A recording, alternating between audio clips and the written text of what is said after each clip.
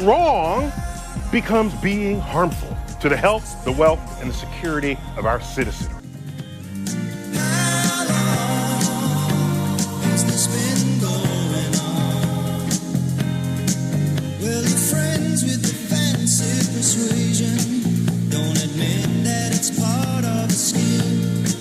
But I can't help but have my suspicion, 'cause I ain't quite as dumb as I seem. And you said you was never intending to break up our scene in this way. In 1968, men first left the Earth for the Moon.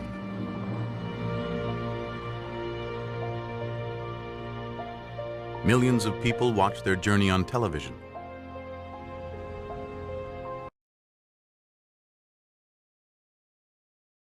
And when the 12th largest company in the world controls the most awesome goddamn propaganda force in the whole godless world, who knows what shit will be peddled for truth on this network?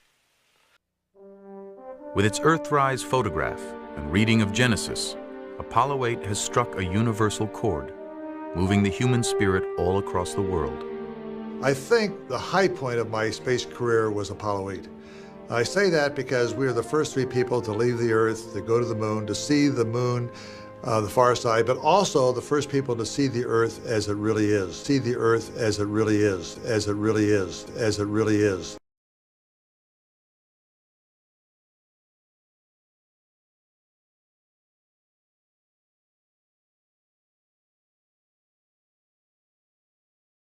All I'm saying is, when I look at all of it, when I look at the photographic evidence, or I look at the fact that we haven't been back since 1972, when I look at the fact that no humans except the Apollo astronauts have ever gone through the Van Allen radiation belt, the fact that no one's even done a flyby around the moon since then, it seems weird to me. When I look at the press conference and I see Buzz Aldrin and Neil Armstrong and Michael Collins nervous and weird and obviously like being deceptive after they came back. You can see on the back of his shirt a couple of upticks on either side where you would expect wires to come in on either side of that harness. They're often portraying that this is live.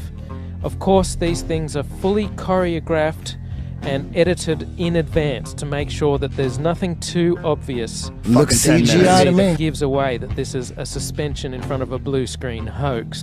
The moon landing stopped in 1972 and we haven't been back. Television is not the truth. Television is a goddamn amusement park.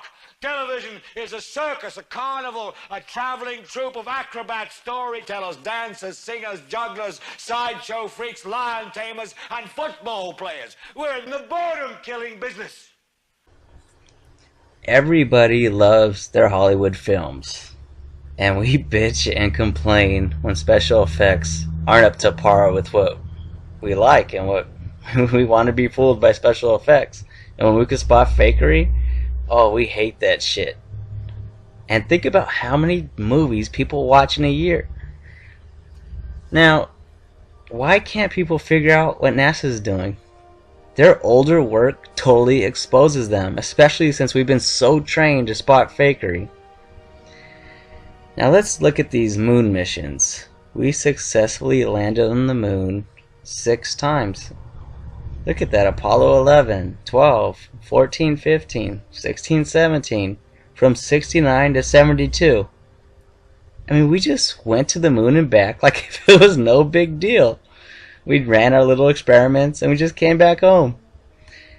Now, in 2022, it's going to be 50 years since the last successful Apollo mission when we went and walked on the moon. Is anybody going to start questioning it then? And it's really going to be 50 years that it's going to lapse and we're still going to be fooled by this bullshit? Now NASA is talking about going to Mars, and I can't imagine them actually fucking doing that. That is so ludicrous. But they might be forced in a corner and have to fake that, because people might start figuring this shit out. We never landed on the moon. NASA's complete fraud. They are literally doing nothing. And I don't know what's gonna happen if the public starts actually talking about this shit, because our brains have got to start working at some point. This shit is absolutely absurd.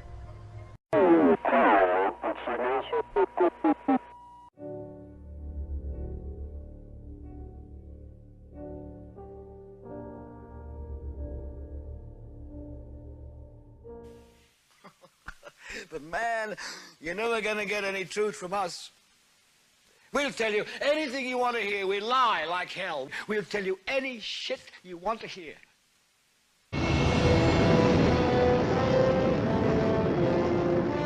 On October 4th, 1957, Russia orbits the first man-made satellite in history, Sputnik.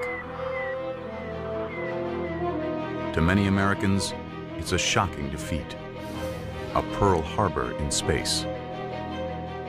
It is quite possible that an aggressor nation that dominates space will then dominate the world. We just can't let that happen. They consider the control of space around the Earth very much like, shall we say, the great maritime powers considered the control of the seas in the 16th to the 18th century. And they say if we want to control this planet, we have to control the space around it. We have to control the space around it. Control the space around it.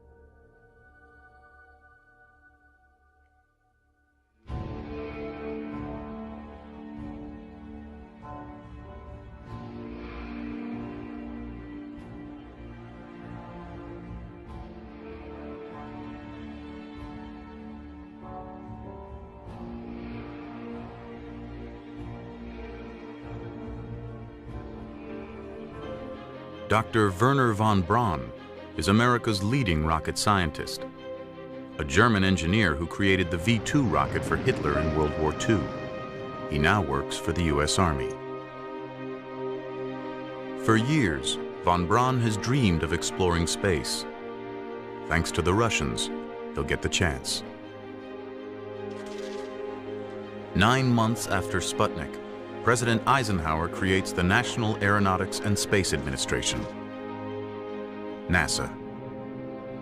NASA announces Project Mercury, a program to put an American in space. These, ladies and gentlemen, are the nation's Mercury astronauts. The 7 Mercury astronauts become instant heroes, Cold War warriors, ready to battle communism in space. Future celebrities like Alan Shepard and John Glenn are the public face of America's space program. We deal in illusions, man. None of it is true. Station Houston on 2, we are ready to begin the change of command event. All right, well, everyone, welcome on board the International Space Station. Ground team and Thomas that actually got us out the door for that EVA to be successful. In addition, we also accomplished a spacewalk.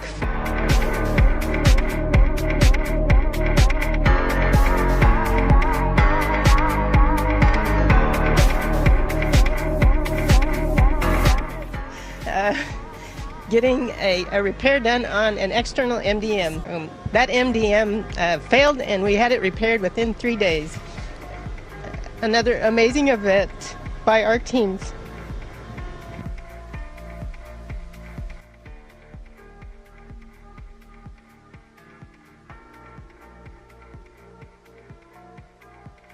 In addition, Expedition 51 Thomas was able to grapple the Cygnus vehicle, and we unloaded thousands of pounds of cargo and reloaded it with trash during the time frame. Dirty laundry actually gets incinerated in the atmosphere. And we have accomplished an incredible amount of scientific research during the time of Expedition 51, including my favorite, the osteomics investigation.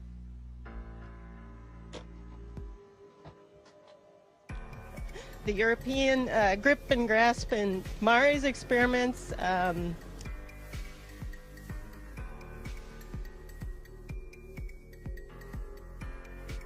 U.S.-Russian fluid shifts investigation. And like every few days, you have to get urine in tanks from the Russians, hook it into our system. Wait, they don't need their own?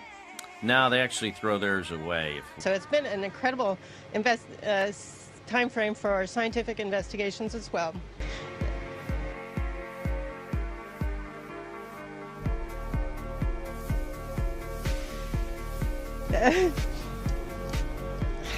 We are, of course, going to miss Oleg and Toma. They are exceptional astronauts.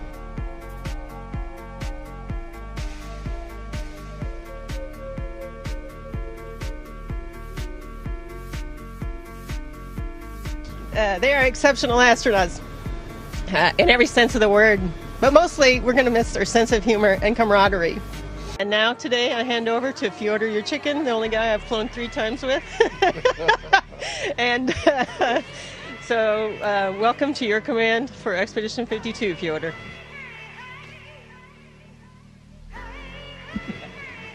Thank you very much, Peggy. Thank you very, very much. And it's an honor for me, again, stay here.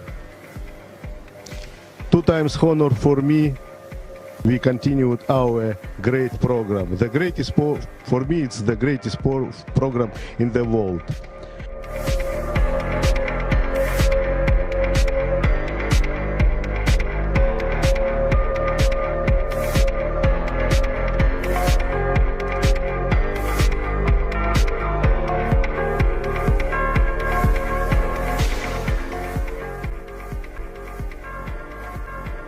But you people sit there day after day, night after night, all ages, colors, creeds. We're all you know.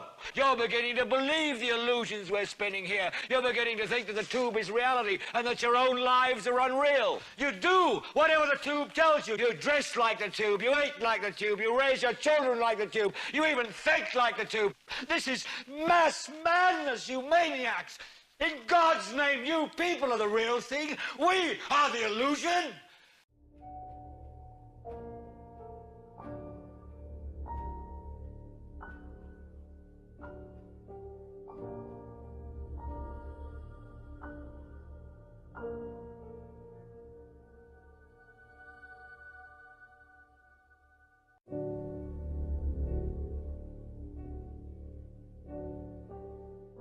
When we come into the world, we come in as an empty vessel. You don't know anything, you've got no information. And here you are, this empty vessel, this empty glass. And all of a sudden, you come into the world, and the second you get into the world, you get filled up with information. From who? Everyone and everything all around you. So pretty soon, you are a factor, a result of this information. And so why do you think the way you think? Why does anybody think the way they think? Because of the information that's been stored in the files of your mind. Your mind is nothing more than a big old file cabinet. It stores information. And so literally, the only thing you can think is what's in the files of your mind. And the only thing that's in the files of your mind is what you learned, what you were told, the information that's in there. You cannot pull out a file of a file cabinet that's not there.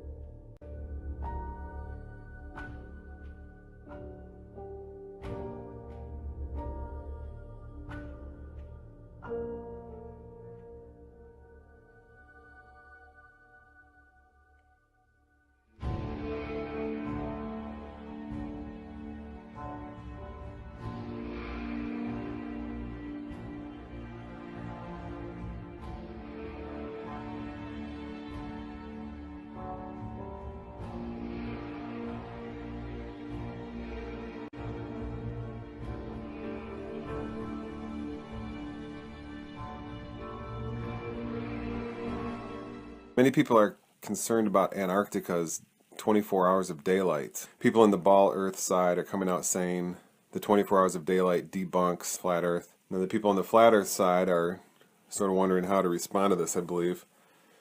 And that's what this little video is about. My main points I'll make in a minute.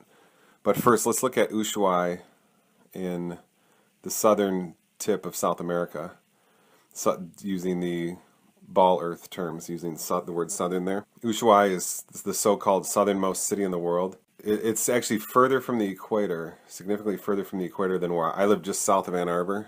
It's actually significantly further from the equator than I am, but it's roughly a similar daylight pattern to what I have. I think they get about an hour. Yeah, they get about an hour more daylight on the summer solstice and an hour less at the winter solstice.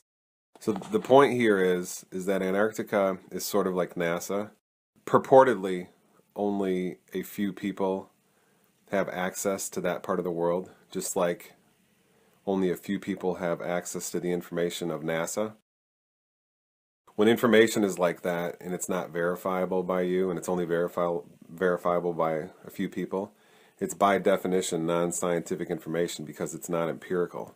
There may be a few people here and there in NASA or that through government agencies that have been to Antarctica that will tell you, oh, they've seen something in the NASA data or in the Antarctica daylight patterns, so therefore it's empirical. But that is what the definition of scientific work is not. To be empirical means that anybody can verify direct observation if they just simply have the means to. But of course, this is what NASA information and 24 hours of daylight in Antarctica information is not. So the point here is, how can anybody on either side, flat Earth or ball Earth, do anything with any information about Antarctica? It's like we're all talking about unicorns. We're all talking about something that we can't see. So the Antarctica issue really is out of the picture as far as if you're trying to prove the world is round, is a sphere, or if you're trying to prove it's flat.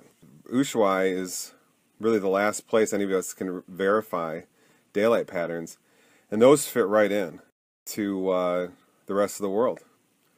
Then all of a sudden we're supposed to believe just because some government agencies send us some video of Antarctica's. Now we are all told about airline flight, the Antarctica Airlines flight out of Australia that supposedly could be taken to try to verify what's going on in Antarctica. That of course won't work, even if those flights are real. And you really can get on a plane in Australia and they will fly you over a bunch of snow. You're not flying the plane. You don't know exactly the routes it's taken. If it just sticks along the edge of Antarctica, or if there's a bigger patch of ice in Antarctica that the plane just flies around in that part. These are all unknowns. Nobody knows any of this. So unfortunately the Antarctica issue isn't going to help either side in this flat versus sphere Earth debate. So we're able to go to the so-called North Pole and see the sun go around in a circle just precisely as the flat Earth model stipulates. But how convenient, nobody can, for all practical purposes, go to Antarctica to verify that the same thing happens there. So the lack of verifiability prohibits this from being an object of debate. And of course, everybody in the flat Earth community is thinking how convenient this is, because we're all thinking we go to Antarctica and we're not going to see 24 hours of sunlight. So it's very convenient for the ball Earth philosophy that things have worked out this way. See, a lot of people get really angry when you start excluding things from the conversation because they are theory, they're theoretical. A lot of people get really mad about that. When people have propaganda to push, they love theory, because with theory you can prove absolutely anything. But with direct observation, you only can prove what is directly observed. That often will involve some work sometimes to find out exactly what you're observing. So a lot of people won't like this video. But what are we supposed to do? Say, oh, let's allow completely theoretical information that nobody can verify for all practical purposes, except for a couple of unknown government people around the world. Yeah, let's let that information into our debate and our whole philosophy of our lives about who we are and where we come from, what kind of earth we come from, and if it's describable in terms of the Bible's creation story in Genesis 1 through 3, or are we going to involve the non-empirical, professional, scientific creation story of the Big Bang and the Big Bang singularity, a theoretical construct? Is that going to dictate what the philosophy we create to observe ourselves through? So yeah, so what are we supposed to do? So if you don't like that I'm claiming that this is non-empirical information we're not going to include, what else am I supposed to do? You know, the only way you can know something is with direct observation, something about the world, that is. Otherwise, it can be tricked and faked, and people lie. When people have agendas and motives, they act weird and they lie through their teeth, and people know all the tricks on how to do that. Bringing entertainment to thousands of people. Through its magic, we are able to enjoy a combination of the radio, motion pictures, and the stage, right in the comfort of our own homes, simply by pushing a button and turning a dial. These cells with their electrical charges are scanned by a stream of electrons, completing 30 pictures a second. Compare that crude picture with these of today, and you can judge for yourself how far along the road to perfection television has traveled. Most people still today think that all entertainment to do with movies, drama, is therefore nothing more than their entertainment. It never ever was that case. Of course, television can't perform such miracles as this, yet. But perhaps there's no harm wishing that it could. The greatest social messages are promoted through movies and drama, high drama, through the fixation of emotive sequences, emotional sequences, not logical, factual sequences, but pushing points across in an emotional way which register and fix in the mind. So emotional content is very, very important, rather than going through an actual discussion or an argument using logic and facts. There's no debate. And when you're being downloaded through fiction, your guard is down, the sensor part of your brain is not in action. It isn't saying, yes, I agree with this, I disagree with that, as you would in a debate or a lecture. You're actually in an alpha state, being completely downloaded with new ideas. Throughout history, social engineers have refined techniques designed to control large populations.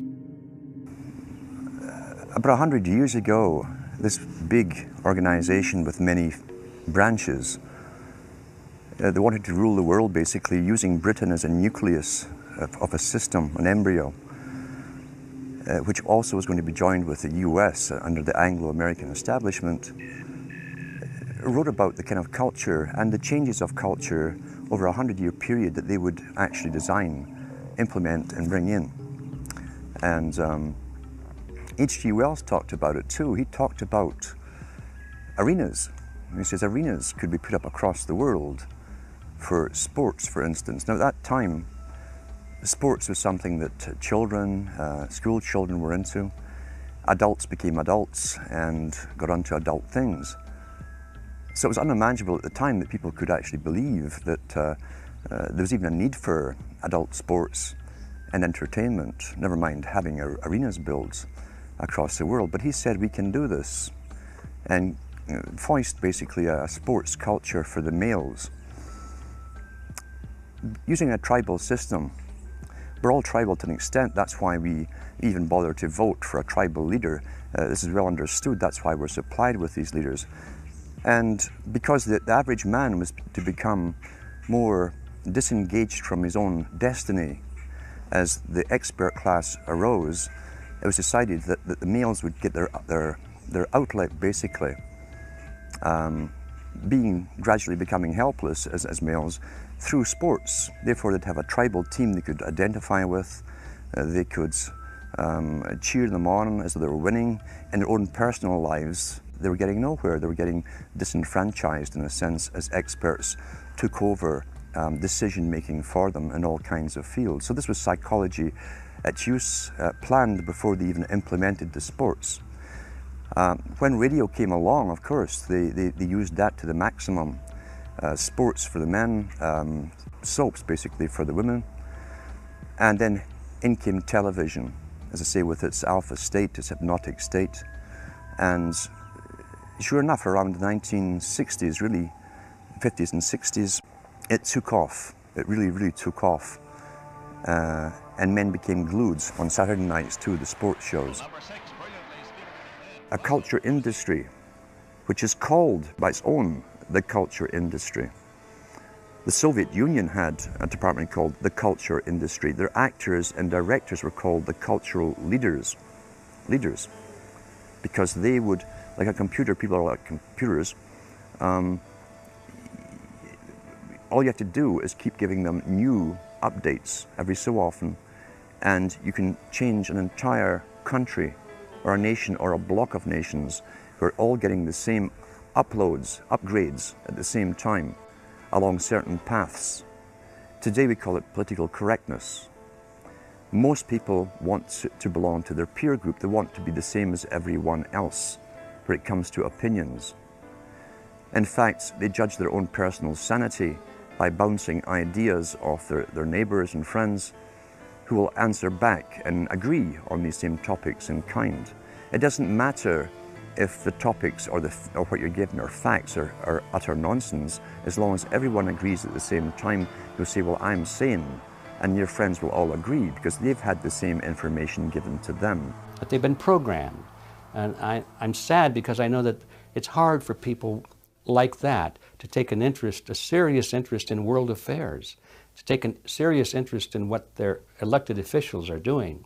And they're not going to be really inclined to study or discover the deception that's being used against them. And so I'm sad because I see all of that in a flash in my mind as being an indication of how easy it is for the masses to be manipulated.